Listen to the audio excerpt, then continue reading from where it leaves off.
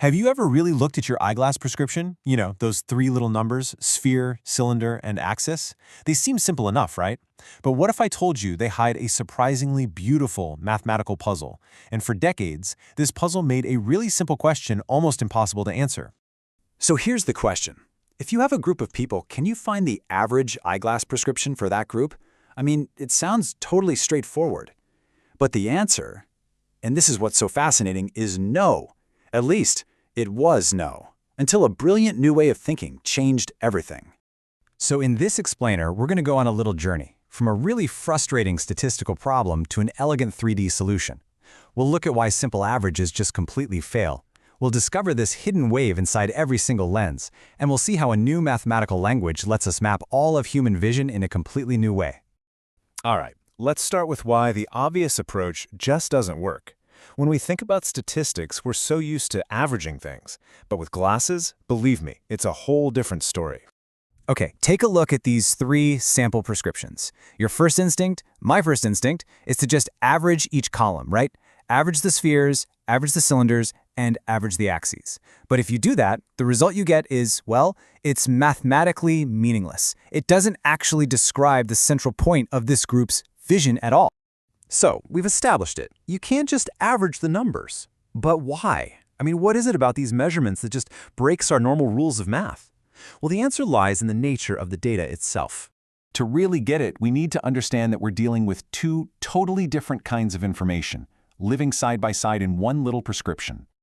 The sphere value is a scalar. It's just a number on a line, kind of like temperature or weight.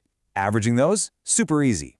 But the axis? That's a whole different beast. It's a circular value. It's a direction on a circle, like a compass heading. So think about it. What's the average of 10 degrees and 350 degrees? Is it 180 degrees, way over on the other side? Or is it 0 degrees, since that's right in the middle? You see? Normal math just falls apart. And for lenses, it gets even weirder. The axis actually repeats every 180 degrees, not 360. That means an axis of 10 degrees is the exact same orientation as 190 degrees. So just adding them up and dividing is going to give you, well, nothing useful. We need a completely new language. And that new language comes from a really beautiful insight into the fundamental physics of a lens. It turns out every single prescription lens has a kind of hidden signature. So the corrective power of any lens isn't uniform. As you rotate around it, the power smoothly increases and decreases in the shape of a perfect sine wave, just like you see here.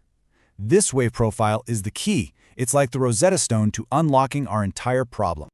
Now, if every lens is just a wave, can we describe that wave in a better way? The answer is a big yes, using a really powerful mathematical tool.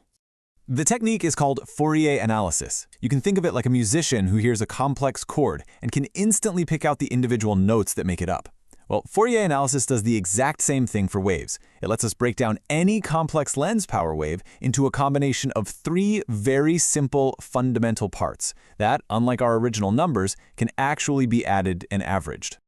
This slide just shows the idea so brilliantly. That complex, solid line at the top, that's a real-world prescription.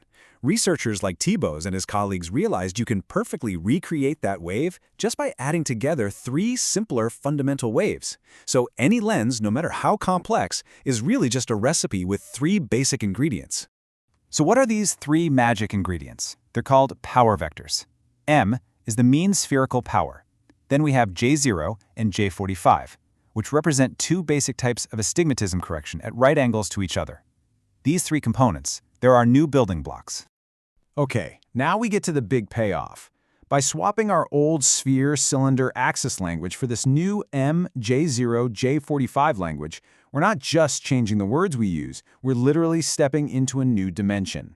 Because these three numbers, they aren't just a random list of ingredients. They are coordinates, a specific location, a unique address. And this is the beautiful result. The M, J0 and J45 values map any eyeglass prescription to a single point in a three-dimensional space. Think of it like a GPS coordinate for vision correction. Every single prescription that could possibly exist has its own unique spot on this map. And this is the breakthrough moment. If every person's prescription is a single point in space, then a whole population is just a cloud of points. And how do you find the average of a cloud of points? You just find its geometric center. Our impossible averaging problem has just become incredibly simple. It's amazing. Now, this is way more than just a clever math trick. This new way of thinking has huge, real-world applications for optometry, for manufacturing, and for public health. With this system, public health officials can now accurately figure out the average vision needs of an entire country. An eye doctor can track a patient's changing vision over their lifetime as a literal path through this 3D space, and maybe even predict future changes. And lens manufacturers? They can spot tiny errors just by seeing if a finished lens lands on the wrong GPS coordinate on the map. So a problem that seemed fundamentally unsolvable, averaging prescriptions, became simple. All it took was finding a better language, a new mathematical way to describe the underlying reality of what a lens actually does. And that really makes you wonder, doesn't it?